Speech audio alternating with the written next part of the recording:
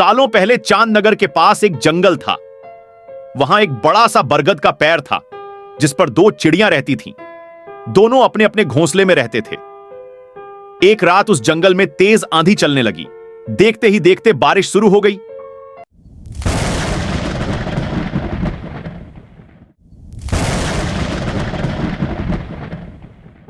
कुछ ही देर बाद जंगल का जो भी था सब बर्बाद हो गया।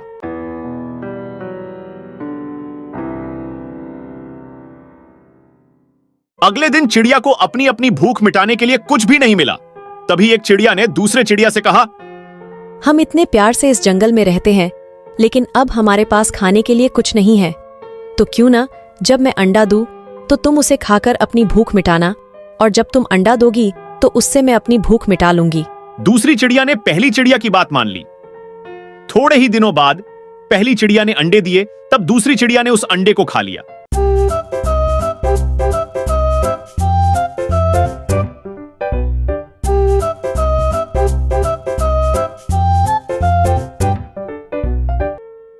फिर दूसरी चिड़िया ने अंडे दिए।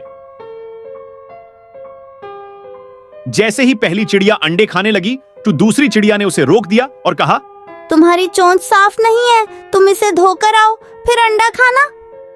जल्दी से भागकर चिड़िया नदी के किनारे गई और नदी से कहा, तुम मुझे पानी दो, मैं अपनी चोंच धोकर अंडा खाऊंगी। नदी मां कहती है कि ठीक है, पानी के लिए तुम एक बर्तन लेकर आओ। अब चिड़िया जल्दी से कुम्हार के पास पहुंची। उसने कुम्हार से कहा, मुझे घड़ा दे दो, उसमें पानी भरकर अपनी चोंच धोऊंगा और फिर अंडा खाऊंगी।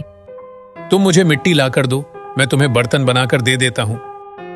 यह सुनते ही चिड़िया धरती मां से मिट्टी मांगने लगी।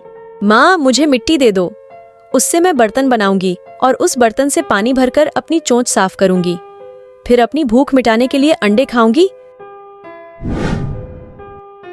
मैं मिट्टी दे दूंगी, लेकिन तुम्हें खुरपी लानी होगी, उसी से खोदकर मिट्टी निकलेगी। औरते हुए चिड़िया लोहार के पास पहुंची।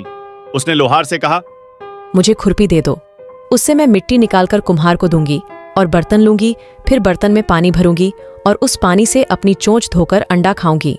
लोहार ने गर्म गर्म खुरपी चिड़िया को दे दी। जैसे ही चिड़िया ने उसे पकड़ा, उसकी चोंच जल गई और चिड़िया तड़पते हुए मर गई। इस तरह चतुराई से दूसरी चिड़िया ने अपने अंडे को बचा लिया। इस कहानी से हमें यह सीख मिलती है कि दूसरों पर आंख बंद करके भरोसा नहीं करना चाहिए। इससे नुकसान खुद का होता है।